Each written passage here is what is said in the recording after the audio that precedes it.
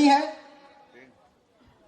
कोई बुद्धिजीवी बताए कि दीपोदान में दिया किधर से जलेगा और दिवाली में दिया किधर से जलेगा।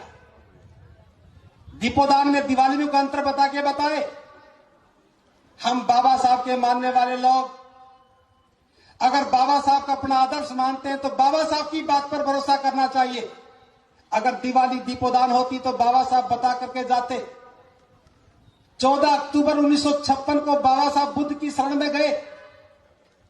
उन्हें अच्छी तरह से याद होगा कि 20 दिन के बाद दिवाली आने वाली है, लेकिन जिक्र तक नहीं किया।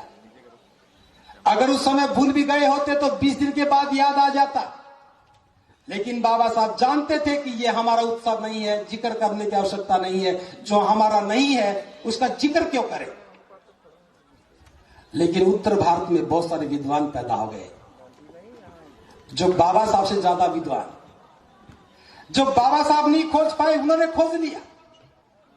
बौद्ध धर्म के किसी भी साहित्य में कार्तिक मास की अमावस्या का जिक्र तक नहीं है, और दिल्ली में बैठे विद्वानों की आंखों के सामने कार्तिक मास की अमावस्या दिखती है, क्योंकि उनकी संतानें, उनकी पुत्र वधुएं, उनकी जीवन संगिनियां इस मोह को नहीं छोड़ पा रही। हो सकता है कि दिवाली के दिए की रोशनी में लक्ष्मी घर में प्रवेश कर जाए।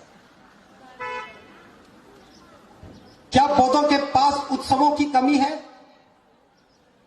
जब तक धर्म हमारे आचरण में नहीं आएगा हम कैसे बौद्ध बनेंगे। आप बौद्ध बन गए, कौन सी परंपरा बदली? अबौद्ध थे तब भी शादी करते थे तो बैंड बजता था, आज भी बज रहा है। अबौद्ध शादी करते थे, घोड़ी पर बैठते थे, आज भी घोड़ी पर बैठे हैं। अबौद्धों की शादी होती थी तो पी करके नाचते हैं, आज भी पी करके नाचते हैं। जहां भी जब भी दावत थी आज भी दावत है, वहां भी दहेज था यहां भी दहेज है। कौन सी परंपरा बदली? बस एक परंपरा बदल दी।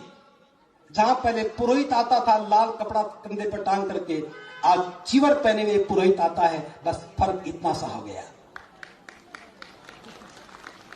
अगर बौद्ध धर्म को बचाना है तो जन्म से लेकर के मृत्यु तक के सारे संस्कार बौद्ध रीति से करने पड़ेंगे।